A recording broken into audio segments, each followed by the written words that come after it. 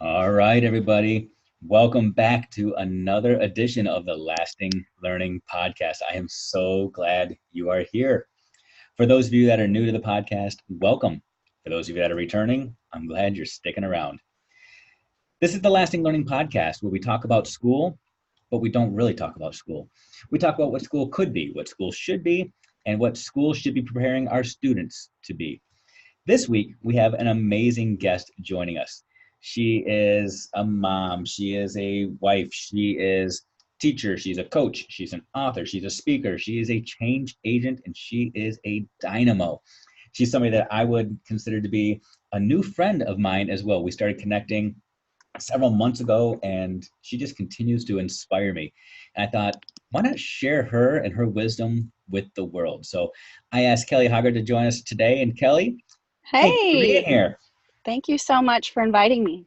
Absolutely. So Kelly, it's a great big world out there, and there might be one or two people that don't necessarily know who you are. Do you mind just taking a few minutes just to introduce yourself to those couple Sure, people? absolutely. I'm so thankful for the opportunity. So, my name is Kelly Hoggard, and I am, I guess, first and foremost, wife and mom to, I have a 10-year-old daughter, Paisley, and I have a 6-year-old son named Beckham. They keep me very busy in the evenings and the weekends. I also have been in education for 16 years. I started out in early childhood special education in Roanoke, Virginia, and then transitioned eventually through kindergarten teacher, first grade teacher, and into a gifted resource role.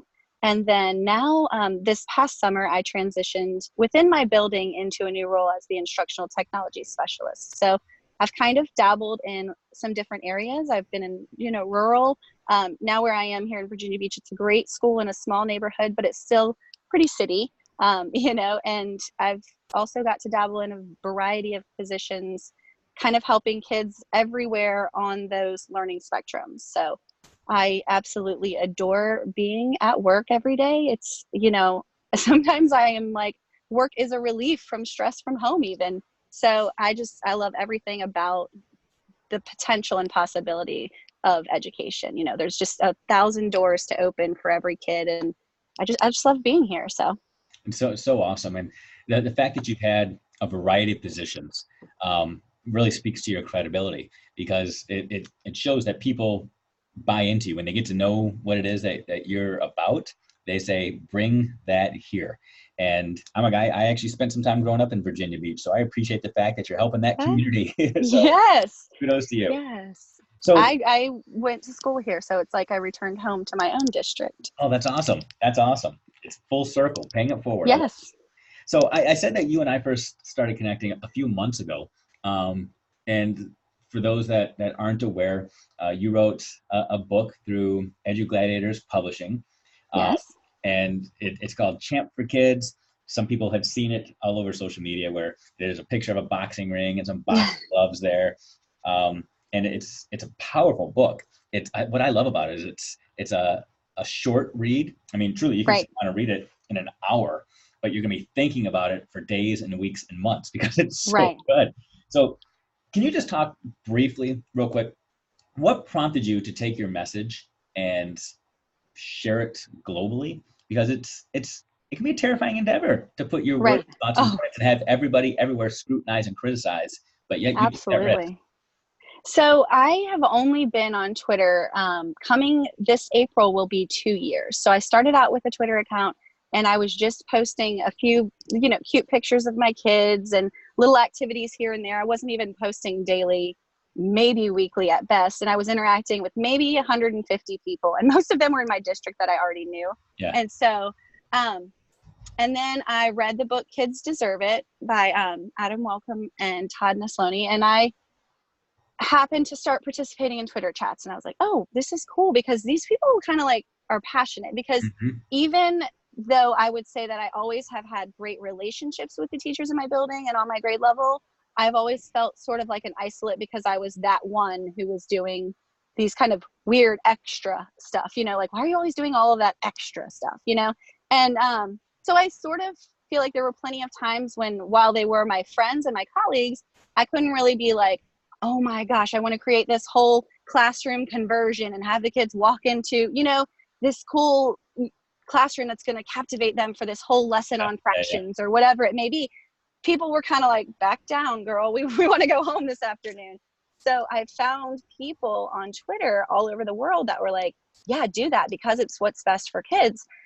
And I had so many conversations, and a lot of what's in Champ for Kids, there's a lot of little vignettes and little stories about my interactions with other people where I was championing for a kid and didn't really even know that I had that interaction may have had as much power as I now understand looking back. You know, you do these things because it's what's right, and sometimes it's not what's comfortable. And I was doing all of these things at my school level. And once I kind of got on Twitter and I recognized, oh, there's a whole group of people out here. And somebody said, you should start a blog, you know, you have some good ideas. And so I started blogging. I'm horrible, not horrible at blogging, horrible at keeping up with blogging. But yeah, it's just like, I'm like, oh my gosh, I should put that in a blog. And I put it in my notes in my phone, and then I'm like, oh, on to the next thing. But so the Twitter thing just started to evolve. And then one day, a few summers ago, I said, about a year and a half ago, I said, I'm going to start a Twitter chat, and it's going to just, you know, randomly look at the calendar. I'm going to start at June 16th. I looked at all the other big name chats. I'm like, I don't want to be on the same night as any of those guys. And I pick a time and I pick a night, and I set a personal goal because I'm like one of those people who sets really big goals, but then I'm not telling anybody about that because, you know, if it goes wrong, I'm still developing my growth mindset, if we're being completely honest. But so I set a goal for like 35 people to attend. And the first night of Champ for Kids, there were like 75 active participants. And right then I realized, like, people want to interact with other people who are equally as passionate as they are. They want to find their people, and they're not always able to do that on a face-to-face level. If they are, they're very lucky, but you want to expand, you want to get new ideas. We have the people who are in like that Champ for Kids family, and a lot of these Twitter chats, they have an inherent desire to grow professionally. They want that whole culture of professional development that Twitter brings that they might not be getting wherever they are, or they may just want more. So since then, Champ for Kids has been on just about every Tuesday. I think we've maybe missed a handful for holidays, and I had a sick kid once, but just about every Tuesday for about a year and a half almost now. And the family is so great. And that's sort of where the book came from. It was like, wait, you know, people do want to hear this message. And it really came down to me, am I brave enough to put the message down on paper? And so Marlena reached out. I saw a post actually about their first book. They gave somebody a contract, and I think I just put congratulations, something, Gladiators Publishing. I don't know. I put some kind of tweet, and then I hashtagged it Champ for Kids, and she reached out and was like, no, we've seen what you're kind of doing and within your little group there, and you have this little following and family, and you guys are connecting, and it's pretty consistent, and we read your blogs, and what are your thoughts? And, you know, secretly I already had a little bit of a manuscript going because I'm like, could I do this? Would I do this? And I said, well, what are your thoughts on what I have so far? And she said, it fulfills the pillar of advocacy for Edge Gladiators. We feel like it's a message that says, you're going to advocate for kids unapologetically, no matter what it takes, because they need that person. And so then I just went for it, and I was like, all right, I'm going to do this. And you're right. Like, a lot of people have mentioned, it's a short read. I love it because it's short. It's power packed. As a teacher, I have a whole bookcase full of amazing books, but I have to really set aside time to ensure that I can read them as a mom, as a, you know, instructional coach. I'm meeting with people almost every day after school, like, to come up with ideas and brainstorm and make sure we're fulfilling every kid's needs. But when I want to pour into myself, a 250-page book might not always meet the need.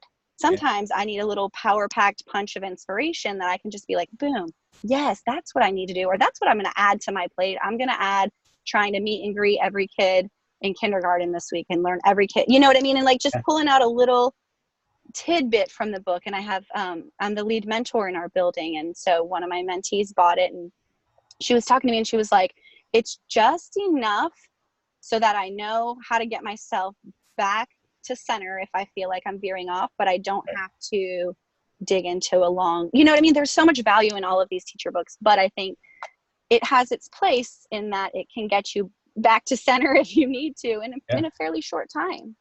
Yeah. You said so many powerful things in there, and I'm Sorry. sitting here, no, that was great. I'm sitting here taking notes because let me go back to some of the early things you said. You talked about first getting into Twitter, and Kids Deserve It. I think Kids Deserve It is one of those books that launches a lot of people because Right. it's one of those books that empowers and lets you know that you're not alone. There are Right. people everywhere that say make every decision for kids, and every educator is making decisions that they think are best for kids. I mean, we Right. have to assume that, number one, but yet everybody does things differently. And that book serves not necessarily as a how-to book, but more as that cheerleader on the side, Right. giving you the encouragement to go out there and just try something new, and that it's okay to mess up. It's okay to take big chances and fail, because ultimately you're doing it with pure intentions. Right. And that's something that I really loved about your book. It's, again, I described the cover because I think the cover is important, because your entire book is written through this big metaphor of Right. basically a boxer in the ring, and but then there's this lens that you also portray throughout the book, where there's people in every boxer's corner who Yes. are there to encourage them, that they, after every 3-minute round, they can come back to the ring, to the corner, and get that feedback to go out there and try again. And they're there to make sure that the person out there fighting the fight isn't giving up. And I think that's what you do extremely well. You do a lot of things for the benefit of kids, but you understand that the big people, the grown-ups and the Right. adults, need that encouragement as well if we're going Exactly. to end up doing it for kids. So that's awesome. Yes. I think that, and we joked, Marlene and I joked, she was like, it could be read as Champ for Teachers also, you know Yeah. what I mean? Like, a lot of it is saying, like, I am helping you affirm the work is hard, but it's worth it. And these little actions and these little steps that you're doing they're going to pay off big for you. So keep going, lean on your people when you need to, understand that it's not going to be an overnight process, but through these steps, and you're right, that's exactly how the book is written. Through this initial, each round of the book, instead of chapter, we went with the rounds, and each round of the book kind of starts out with this analogy to a boxer and their people and the sport in and of itself, but then it also then goes into, what does that look like if I'm a teacher in action? And I try to provide real examples with real kids and real teachers. Sometimes they are my personal examples, and sometimes they're reflections on interactions with another teacher and another kid, and then some how-to type steps like, let's go, you can do this. These are a couple of quick things that you can do right in your building that will make you feel like, all right, here I go, I'm championing for kids right now. And then a few reflection questions. That's good. It's really good. I want to go back a little bit now. Mm-hmm. Something you said very early on during your intro. You talked about being a mom, and you made a statement in your intro that sometimes one of the reasons you love school is because sometimes it serves a break from from Yes. being home and all the insanity that sometimes goes along with parenting and just being Yes. on all the time. And as a dad of 4 kids, I relate to Yeah. that. I understand that sometimes going to work is a sanctuary. It's a safe Yes. place, because being home and knowing that you are responsible for successfully raising future adults and great kids is exhausting. It's Yes. stressful. So you're in the midst of it right now. Talk to me a little bit about A, how you find balance, and B, what your goals are for your kids. Okay. So I will admittedly, and actually I even write this as a line as something I'm working on in the book, is like that balance is hard for me, because I am one of those people who tries really hard, one, to be doing the most challenging thing for me. Mhm. Like, I'm always like, well, what could I do to like really amp it up? And so I enjoy being engaged in like highly challenging, I guess, cognitive tasks almost. I like to really dig into things that make my brain hurt. So sometimes doing that all day and then going home and it's like, whoo, okay, like my brain is Yeah, still you just want to turn on off. full blast. Yeah, and there's no turn off. So I am working on balance. I've gotten better at how much I take home from work, which requires a lot of balancing and time management at work, so that I am meeting everybody's needs in the building, and then I'm able to leave without taking a big pile of work home. So that's been a big focus for me this year, is like, let's rein in how many nights we're going to bring work home. You know, it's not going to be that I never bring it home, because that's not very realistic for me personally and in the position that I'm in, but it's not going to be an every night thing as well. I have made my weekends for the most part completely family time. So I try to wrap up everything on Friday in preparation for Monday and leave it. Yeah. Which is a big step for me, because I used to be that person on Sunday who, like, when we got home from church, I'm right there doing schoolwork all day on Sunday. Yeah. And then it's hard. Absolutely. And so in my current role, I'm central office administrator, but former building principal. And this is where it goes back to, sometimes we use the "if it's best for kids, Right. do it" excuse, because I mean, you can come up with as a Yeah. or I could tell teachers, it's better for your kids in your classroom for you to go home and work on your lesson plans all night long, to respond to every single email all night long, to be focusing on your classroom all night long. I could use that excuse. Is it going to help the teachers actually perform well the next day? Is it going to help them be fresh, Right. vibrant, and excited and filled with passion? Probably not. So we use that often as our excuse to explain away our lack of being able to come up with a better excuse, if you will. It's like the Right. "I told you so" excuse. And, we've tried to reframe that. So in your book, when you talk about champ for kids, what is it that makes somebody a champ for kids? How do you define that? So we went, well, I say we, I started out with like really looking at that sort of, what are the components for meeting kids' needs? And it falls into a great acronym, of course. So the C is for connections, which is the tried and true piece of relationships, which I feel like is, you could save that and pretty much post it in every single Twitter chat you go into. But what I did is really like digging into, how do you do that? Because I feel like building good relationships could be in every single, it's an answer to every Twitter chat that you've ever participated in. You know what I mean? Yeah. But then what does that really look like? What does that look like if you're talking about teacher to student, teacher to teacher, student to student relationships? All of those make your classroom a place where kids can thrive. It's not just you getting to know the students, which is insanely valuable, but the students need to know each other. They need to value each other, and you have to help with that relationship as well. And so then it moves into creating a culture that is full of hope. Kids need to understand that this is a place where I'm going to do my best to be happy and positive and hopeful, but I'm also going to use that word because, and there's a big section of like, I believe in you and I have hope for something that you are going to accomplish because I've seen you do X, Y, and Z. Absolutely. So I know that you have this in you, which I'm going to help you take to this next level. It's not just positivity. Positivity is great, but we've said before, you can say all the positive quotes you want and they can fall on deaf ears until the kids connect with, okay, she really does believe in me. She's showing me what I have done. And now she's telling me she's either going to be behind me, pushing me, beside me, kind of conferencing with me, or in front of me, showing and modeling a little bit. And now it's my turn. And so I talk about how that hopeful atmosphere does not just come about with a few positive words every day or a couple of fist bumps. Those are great, but now what? Yeah. And then from there, it goes into looking at advocacy and what does that look like from a teacher standpoint, and how did we then teach our students to advocate for themselves respectfully, purposefully, in a timely manner. And then the mindfulness, and not so much of mindfulness as far as breathing techniques and those types of things, which are great. I mean, I definitely see kids benefit, but being mindful of what you bring to the table and what your kids also are carrying to the table every day. And how do you interact when they've witnessed things that we don't want any kid to witness, but they have. So what now? And then the end is just keeping that passion and fire for what you know is best for kids, and keeping, you're going to be an isolate sometimes. You're going to get those, three-headed stares sometimes when you come up with an idea, but keep that passion going. Yeah, it's so good. So those kind of all make up the champ. It's so good, as I read the book, and yet another thing that I appreciate about this book is that it wasn't a book that, it uses the boxing metaphor, but it wasn't a book that knocked me out and made me feel like I suck at everything and that I need to just completely scrap everything I've ever done and start over. It was a book that encouraged me.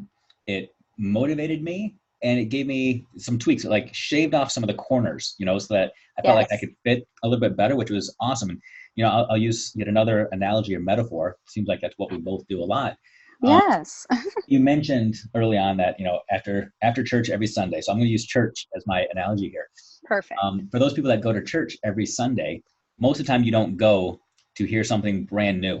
You probably sit in sermons every single Sunday and hear things that you've heard now for years and years and years. But every time you go, you hear it a little bit differently based off where you Absolutely. are in your life, your experience, maybe even a speaker up on the stage or in the building.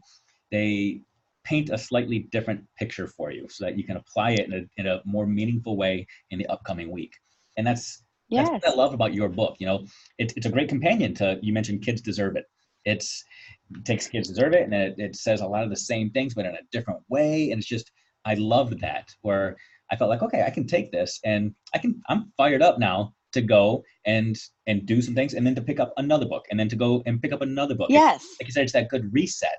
So that career educator doesn't have to feel like they're starting over again, that the world has completely shifted, but that they're on the right track. Just continue to focus on your mindset and keep going.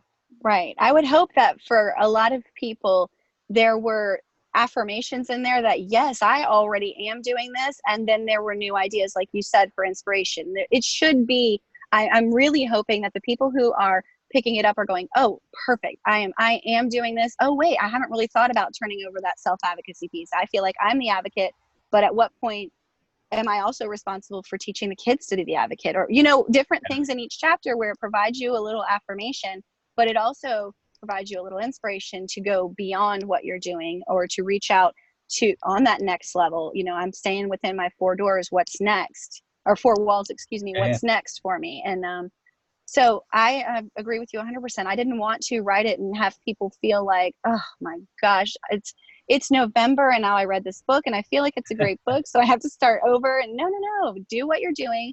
But if you're not willing to grow and change, then you're not going to be at the peak of your craft ever. And we don't ever really get to the peak of our craft, but I'd like to keep ascending at least. No, absolutely. And you mentioned that you're in your 16th year, I believe you said, Yes. of education. And in those 16 years, you've been named Teacher of the Year a couple of times. So you got Yes. that validation, that gold star that says you're doing a good job, but yet you're continuing to evolve yourself. How have you changed in the last 16 years, comparing yourself as a educator today versus a decade and a half ago? What's different? Oh my goodness. Yeah, I mean, in the very beginning, I remember, I can almost, like it's yesterday, remember going into my first classroom. It was a preschool special ed classroom. I was going to have 16 students. 8 of those students would have an IEP. 8 of those students would be mainstream students from the community that were able to come in to that Virginia Preschool Initiative program. And I just thought, oh my gosh, I'm going to have the cutest classroom. All the Right. things are going to match. And like, You focused on that bulletin board, didn't you? right. Yeah. And I was like, okay, everything's going to be great. And then in walk these 2 amazing assistants. And I'm like, well, I don't even know what to do with these people, because I had never really even thought about relying on other people. I thought, the weight is on my shoulders and it's my job to do everything. And now I feel like with regard to understanding the importance of having a team, oh, I am 1,000 times better because I lean into my team. I am so blessed in my job right now that I share an office with the new gifted resource teacher who kind of took over for what I was doing last year, and the math coach and the reading specialist, and me as the instructional technology person. We share an office, and I can't tell you how many lessons and units have evolved just from the sheer fact that we're all in the same room, from something that, it would be okay, but it becomes stellar because everybody sort of says, oh, you could add this, or here's a great integration component, or did you know we had this resource in the building? You can't know it all. It's impossible. But when you lean into people, and that was something that I didn't do in my first few years, I thought like it was my responsibility to know it all and deliver it all. And, and I'm just better for having other people on my team, which is another part of the reaching out on Twitter. I am better for knowing all of these people and meeting up with people like you. Yeah, there you go. No, I think that's powerful. It truly does speak to the need for collaboration and the need for people. And I would echo that 1,000-fold. I was that teacher who I would have co-teachers in my classroom and wouldn't even acknowledge them. I would just let them kind of hover around the room, and I wouldn't even interact with them. And I look back on that now and say, shame on me. I had this amazing resource, and my own arrogance pushed them Right. away. Or I know we have teachers even today that they might not have another adult in the room with them, but they've got adults across the hall or Absolutely. across the building that they don't ever lean into. We've got an entire network, like we said, with Twitter, where there's literally hundreds of thousands of people that you can be connecting with and stealing ideas from, or just affirming, and we leave those chances behind. And it's one of the reasons that I love doing this podcast. Yeah, I had somebody a couple weeks ago push back a little bit and said, I can't believe you're doing this podcast and you're talking to all these people that have books and things out there. It feels like you're taking money out of their pockets because they're sharing all their great ideas for free with people. And I said, no, that's kind of the idea, is we want people Right. to take these ideas and run with them. And that's why we write books. That's why we share our ideas, is Right. not to necessarily fill our own egos. And trust me, Kelly, you can attest to this. We're not making money off of this deal. No. It is an opportunity to branch out and to Right. expand our own networks a little bit, and to selfishly collaborate with people we might not have ever had the opportunity to do so with before. And there's a level of challenge for us professionally, I think. Like, it's a big undertaking, and I think you have to say, this is going to be hard, but something I'm going to be brave and be bold, and I'm going to try out something that, if you had asked me 10 years ago, no way am I saying I'm writing an educational book. And so I think you're right. People do ask, like, about the money side, or the, like, are you trying to be an edge or rock star? No, I'm not. I'm getting up every morning and putting on my 2 pant legs and carrying my crazy kids sometimes through McDonald's for breakfast. I'm nobody special, but I do want to connect with people who feel the same way that I do. And I do want to challenge myself to grow. And if it be through a book or through starting a blog or whatever the case may be, I'm all about supporting everybody as they do that. That's so good. So good. And, I had a conversation. I don't know if you know who Jeff Gargas is. He Yes. Teach Better team. Teach Better, yes. And I was just talking to him last week or 2 weeks ago, and he was talking about how trolls kind of come out of the woodwork when you start to amplify your voice, and how he does not believe in blocking people. It's his own personal belief, because he wants their Yes. he wants that to fuel his own thoughts. And I just thought that was powerful, that, when you step out and you start to amplify your voice, there will be naysayers, even at the level within your own school, at a staff meeting. If you're that person that asks that question, just like in a regular classroom, if you're that student that asks the question, you're going to get some people that roll their eyes or and say, brown nose, or whatever you want to call it. Sally always taking up more time. Exactly. And that's going to happen. But eventually you have to get yourself to that point that says, my own personal growth is worth it. I see value in this, in spite of the fact that I might have to deal with some trolls or some people that are going to complain. Because as we all know, things that are worth it take effort. They're hard. Exactly. That's part of the effort that goes along with this. So I really do commend you on taking that step and amplifying your voice and going big. It's awesome to see what's happening. Thank you. I am very excited. Yeah, absolutely. So, we talked about a lot here, from parenting to teaching to who you are as a person and your book. But I want you to now imagine that you've got this captive audience of the entire world filled with educators, parents, and somebody hands you a microphone and says, okay, Kelly, you got 30 seconds now. Tell the world what they need to hear. What's the next thing that they need to do to really take education, or to take learning to that next level? What do you tell them? It's pretty simple for me, and it's sort of the slogan of Champ for Kids. It starts out with be brave. You have got to try the things that other people are saying that you can't do, or that your kids can't do. You do it. You give it a try. It might fail. It might be ugly, but you're going to be brave enough to try things that others say that you can't. You're going to be bold enough to step out when, you're shaking in your boots, and I've had that before. Like, when I went on this job interview for this position, I was shaking in my shoes, and I knew I had leadership roles before, but this was a different type of role. Be bold enough to take yourself to a place where you're shaking in your shoes, but it's going to help you grow. And then just be that champion, and for kids and for each other. Support people, support support the eye rollers in your building. Support those grade level huffers that are going, oh, not again, not again. Say, hey, I've been doing this idea and it's really been working, and I would love for you to come by during your art for 5 minutes and watch my kids do it. Or I'd love to sit with you this afternoon. If you're supporting those people, then you are in turn supporting those people's students, which is exactly what we're there for. They're all our kids, and they're all our colleagues. And when we get better and we help them get better, our students just grow. And so be a champion for both your students within your 4 walls or within your building, and also all of the students that you get the chance to encounter. So good. That's a great message. It's the what we do, they do, and the they being kids, your coworkers, your peers. Model what you expect, and if you want other people to take chances and be bold and be brave, you better be willing to do it yourself. Yes. Don't take those safe chances, because they're not really chances.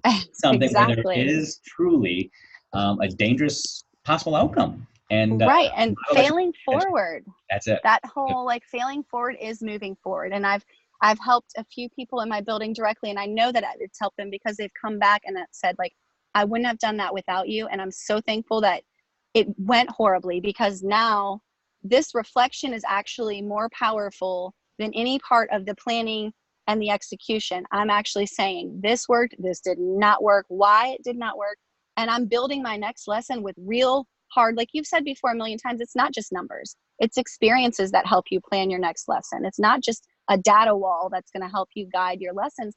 It's a hard fail. It's a kick to the gut when you've taken the time to plan something and it doesn't go well. Stop. That's data. That's a piece of information that helps guide where you go next. And it's often more powerful than any score you're going to pull up on your computer. So I think helping people just get there, fail forward. It's okay. Take the kick to the teeth and move and use it. It's so good. Yeah, data and numbers are not synonyms. I'm tired of people treating them that way. We need to use data, and data is basically taking information and making it make sense to you. So if the numbers don't make sense to you, quit using it. But that's, again, that's another day. That's another episode. Yeah. All right. Well, Kelly, you are absolutely an edu rock star. Even though that's not your goal, you are inspiring me. And I'll use rock star because I think your book is sort of like that CD or that MP3 or the audio file that I just downloaded to my computer, and I'm like, oh yeah, I'm hooked on this. I could listen to this jam all day long. And now I can't wait to see the concert. I can't wait to just see you in person and just be able to experience even more. And you're doing such good work. And I appreciate the fact that you're not just playing your instrument in your own garage. You're actually out there playing for all of us. So thank you. And thank you for all your help as a new author. I really appreciate you reaching out and giving me that support and that go get them. So I really appreciate you. We are in this together. That is for sure. Yes. Thank you. Thank you.